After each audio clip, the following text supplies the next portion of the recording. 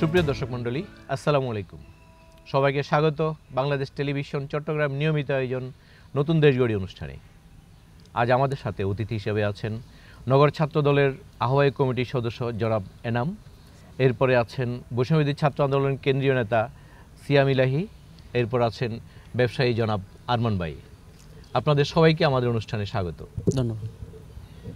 আমরা প্রথমেই যাব আরমান ভাইয়ের কাছে।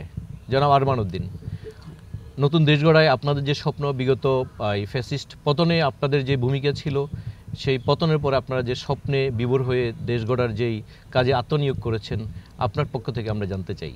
আসলে নতুন বাংলাদেশ গড়ার ক্ষেত্রে ছাত্র জনতার যে আন্দোলন বাংলাদেশে সংগঠিত হয়েছে, সেই আন্দোলনের মাধ্যমে কৃষক, শ্রমিক জনতা, ব্যবসায়ী, সকল শ্রেণী পেশার মানুষ যেদিন বাংলাদেশকে স্বাধীন করার জন্য, বাংলাদেশকে দ্বিতীয়বার পুনরুদ্ধার করার জন্য ফ্যাসিস্টদের হাত থেকে বাংলাদেশের যে নতুন সীমারেখা তৈরি করেছেন, সেই রক্তে রঞ্জিত এই দেশের মানচিত্রকে রক্ষা করার জন্য সকল শ্রেণী পেশার মানুষ যখন সারা বাংলাদেশের আনাচে কানাচে ছড়িয়ে পড়েছে, তখন ব্যবসায়ী এবং তরুণদের পক্ষ থেকে এবং ছাত্র জনতার পক্ষ থেকে যে একটা অভিভূত সাহসিকতা দেখে যে তার নতুন বাংলাদেশ পুনর্গঠিত হয়েছে।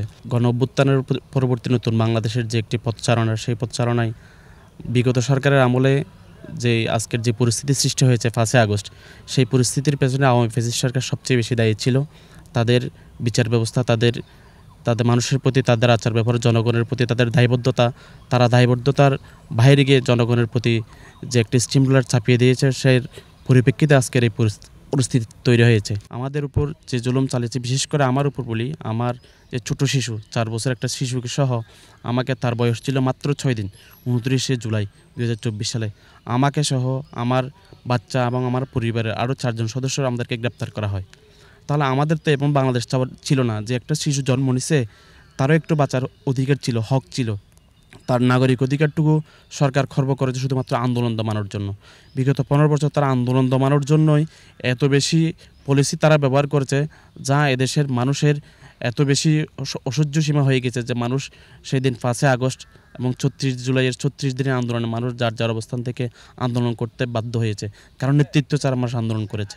আমরা এমন একটি বাংলাদেশ চাই যে বাংলাদেশে বৈষম্য থাকবে না, যে বাংলাদেশে বৈষম্যর কোনো লেশমাত্র থাকবে না, যে বাংলাদেশের মানুষের সামাজিক অধিকার, মানুষের মৌলিক অধিকার, মানুষের পারিবারিক অধিকার, মানুষের রাষ্ট্রীয় অধিকার মানুষ তা ফেরত পাবে।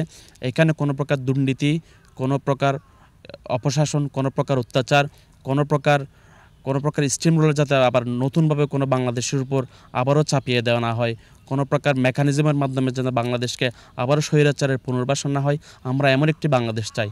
বাংলাদেশের প্রত্যেকটি রন্ধ্রে রন্ধ্রে সরকারি, স্বায়ত্তশাসিত প্রতিষ্ঠান, সরকারি প্রতিষ্ঠান, মন্ত্রণালয় থেকে শুরু করে সমস্ত আর্থিক খাত, সমস্ত ব্যবসায়িক খাত, সমস্ত খাতকে বাংলাদেশের রাজনীতি থেকে বাইরে রেখে একটি সুন্দর দেশ গড়ার জন্য 1,47,000 বর্গমাইলের যে বাংলাদেশ, এই বাংলাদেশ খুব সুন্দর বাংলাদেশ। এই বাংলাদেশকে যাতে সুন্দরভাবে আমরা ধরে রাখতে পারি, আমরা এমন একটি বাংলাদেশ আমরা চাই, যে বাংলাদেশের মানুষ স্বাধীনভাবে চলাফেরা করতে পারবে, যে বাংলাদেশের মানুষ তাদের নৈতিক অধিকার ফেরত পাবে, যে বাংলাদেশের মানুষ মৌলিক অধিকার ফেরত পাবে, এমন একটি বাংলাদেশ আমরা সকলে কামনা করি। আমরা এমন একটি বাংলাদেশ চাই যে বাংলাদেশ 71 সালের যোদ্ধারা যে স্বপ্ন দেখে গেছেন, 52 সালে যেভাবে রক্ত দিয়েছেন, 69 সালে যেভাবে রক্ত দিয়েছেন, 24 জুলাই অভ্যুত্থানে যেভাবে রক্ত দিয়েছেন, যে বাংলাদেশের জন্য রক্ত দিয়েছেন, সেই বাংলাদেশ প্রতিষ্ঠা হোক, সেই বাংলাদেশ কন্টিনিউ করুক, সেটাই আমরা চাই।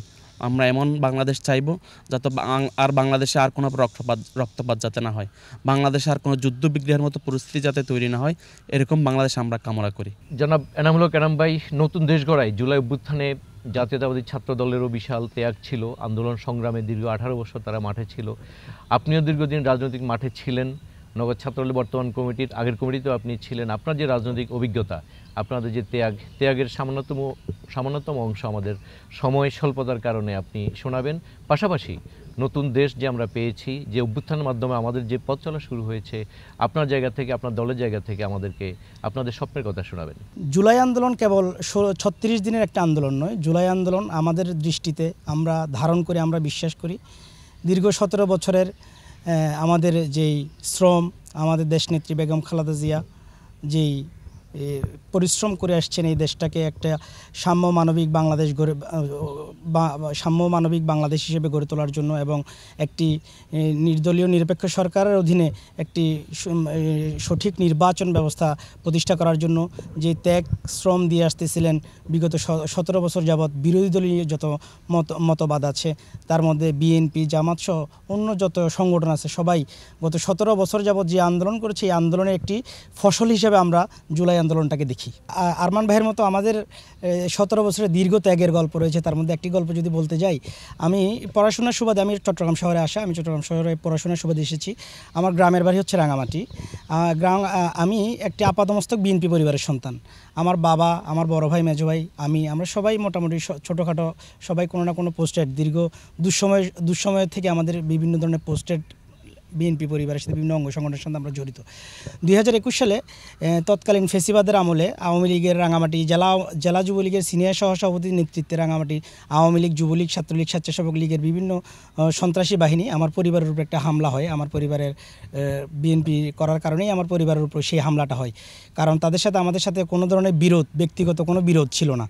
তো আমার পরিবারের সাথে যে হামলাটা হয়, সেখানে আমার বাবাকে যখন আঘাত করা হয়, তখন আমার বড় ভাইয়ের যে স্ত্রী, উনি আমার বাবাকে ছাড়ানোর জন্য যখন সামনে যায়, তখন আমার ভাবিকে ওরা এমনভাবে আঘাত করে যে আমার ভাবি 2 মাসের প্রেগনেন্ট ছিল, তার বাচ্চাটা নষ্ট হয়ে যায়, তার বাচ্চাটা মারা যায়। তো এই ধরনের অজস্র ত্যাগের গল্প আছে। আর শারীরিকভাবে আঘাতের চিহ্ন তো বললে আপনাকে যদি ডকুমেন্ট হিসেবে দেখাই, এরকম শত শত ডকুমেন্ট দেখা যাবে। বিভিন্ন ধরনের মিছিলে, মিটিংয়ে, বিভিন্ন প্রোগ্রামে আমরা যখনই যেতাম, আমরা আঘাতপ্রাপ্ত হতাম যুবলীগ দ্বারা, ছাত্রলীগ দ্বারা, স্বেচ্ছাসেবক লীগ দ্বারা, অথবা আওয়ামী লীগের ফ্যাসিস্ট যে পুলিশ বাহিনী ছিল, সেই পুলিশ বাহিনীর দ্বারা আমরা নির্যাতনের শিকার হয়েছি।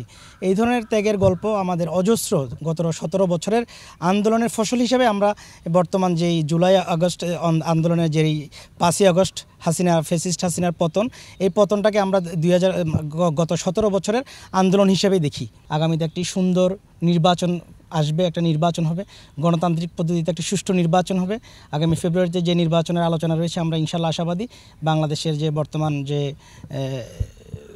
গভর্নমেন্ট আছে, এই গভর্নমেন্ট আগামী ফেব্রুয়ারিতে একটি সুন্দর সুষ্ঠু নির্বাচন দিবে। এই নির্বাচনের মাধ্যমে একটি গণতান্ত্রিক দল, যে কোনো দল আসতে পারে, সেটা আমার দল হইতে হবে এমন কোনো কথা নেই।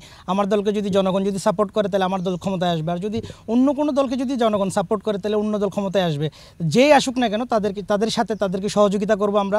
আর যদি আমাদের দল আসে, আমরা আশা রাখবো যে অন্য যে সমস্ত দল আছে, সব দল আমাদেরকে সহযোগিতা করবে, যে বাংলাদেশটা এগিয়ে নেওয়ার জন্য, সুন্দর সাম্য মানবিক বাংলাদেশ হিসেবে বাংলাদেশটাকে প্রতিষ্ঠিত করার জন্য 31 দফার আলোকে বাংলাদেশটাকে যাতে আমরা প্রতিষ্ঠিত করতে পারি।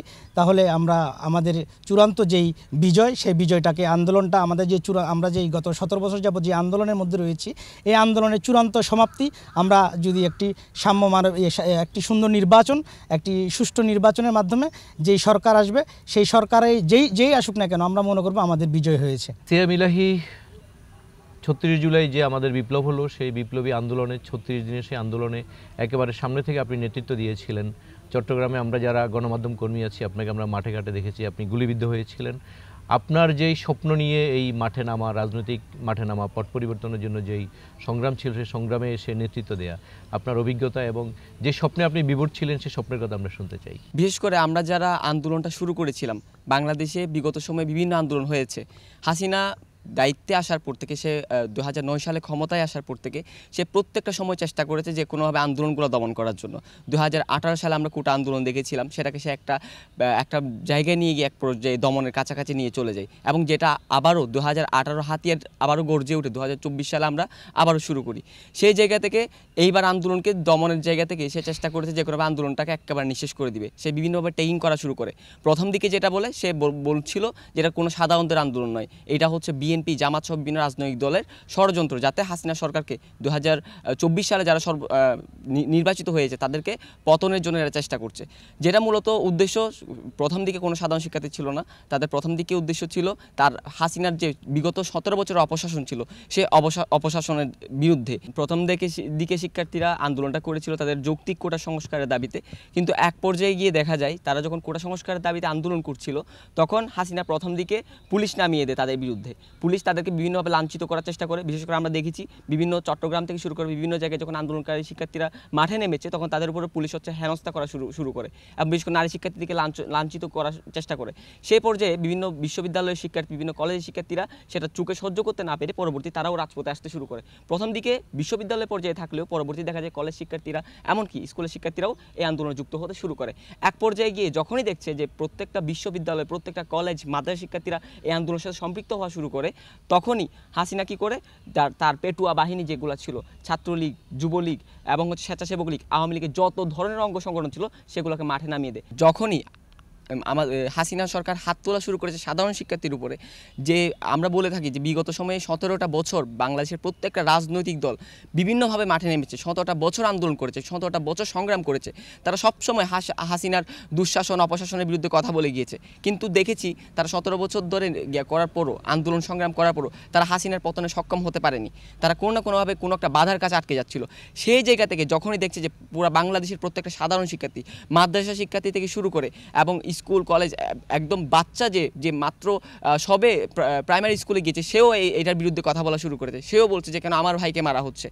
তখনই হাসিনা টনক নড়ে ওঠে। সে চেষ্টা করে যে কোনো মূল্যে এই আন্দোলনকে দমন করার জন্য। প্রথম পর্যায়ে সে কী করে, যারা আন্দোলনের নেতৃত্বে ছিল তাদেরকে গ্রেপ্তার করা শুরু করে। আমরা যারা সমন্বয়ক হিসেবে ছিলাম, প্রথম দিকে আমাদের ঢাকা থেকে 6 জন সমন্বয়কে গ্রেপ্তার করা হয় এবং চট্টগ্রাম থেকে যারা নেতৃত্ব দিচ্ছিল তাদেরকে টার্গেট করা হয় কোনো না কোনোভাবে, যাতে তাদেরকে গ্রেপ্তার করে সে যে গুম করুক কিংবা খুন করুক বা মেরে ফেলুক, তার মতো করে সে তার পরিকল্পনা বাস্তবায়নের সেই জায়গা থেকে চেষ্টা করেছিল।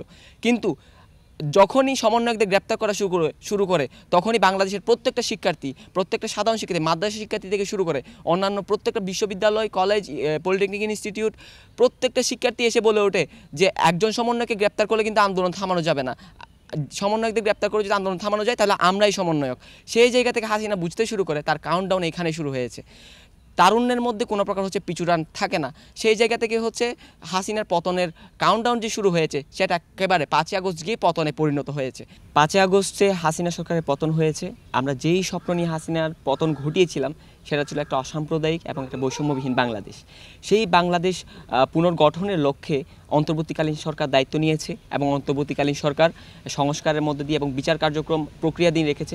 বলছে যে যত দ্রুত সম্ভব তারা বিচারের চেষ্টা করছে হাসিনাকে আন্তর্জাতিক অপরাধ ট্রাইব্যুনালের মাধ্যমে। এবং হাসিনার যে পেটুয়া বাহিনীগুলো আমাদের উপরে, আমরা নিরীহ যারা শিক্ষার্থী ছিলাম, আমাদের প্রায় 2000 শিক্ষার্থীকে মেরেছে এবং প্রায় 14 থেকে 15,000 শিক্ষার্থীকে পঙ্গুত্ব বরণ করিয়েছে, তার বিচার আন্তর্জাতিক অপরাধ ট্রাইব্যুনালের মাধ্যমে হবে। আমরা যেটা চেয়েছিলাম 5ই আগস্টের পরে, যে আমরা বাক স্বাধীনতা থাকবে, আমি বাংলাদেশের যে কোনো প্রয়োজনে কথা বলতে পারবো, আমাকে তার জন্য গ্রেপ্তার করা হবে না। যেমনটা হাসিনার আমলে হয়েছে যে কেউ একজন কথা বলছে বা তার সোশ্যাল মিডিয়াতে লিখছে, তাকে তার জন্য গ্রেপ্তার করা হয়েছে, সরকারিভাবেই গ্রেপ্তার করা হয়েছে, সেটা থাকবে না। এখন যেভাবে আমরা অন্তর্বর্তীকালীন সরকারকে দিনে রাতে যে কোনো ভুল করার সাথে সাথে আমরা তার বিরুদ্ধে কথা বলছি, তার ফলে আমাকে দেখা যাচ্ছে না যে কেউ আমাকে, শুধুমাত্র সরকার নয় বা পুলিশ বাহিনী নয়, বাংলাদেশের কোনো রাজনৈতিক দল আমাকে কিছু বলতে পারছে না, কিছুই বলছে না। সেই রকম যাতে হয়, আমি আগামী দিনে যাতে আমি মন খুলে আমার মনের যে আকাঙ্ক্ষা আছে সেটা সবার কাছে প্রকাশ করতে পারি, সেই রকম বাংলাদেশটা আমরা চাই। ধন্যবাদ জনাব সিয়াম ইলাহি। সুপ্রিয় দর্শক মণ্ডলী, এতক্ষণ আপনারা 3 জন অতিথির মুখে বিগত দিনের আন্দোলন সংগ্রামের ইতিহাস শুনলেন। আজ এ পর্যন্তই। অন্য কোনো একদিন অন্য কোনো এক অনুষ্ঠানে আবারও দেখা হবে। ততদিন ভালো থাকুন, সুস্থ থাকুন। বাংলাদেশ টেলিভিশন চট্টগ্রামের সঙ্গেই থাকুন।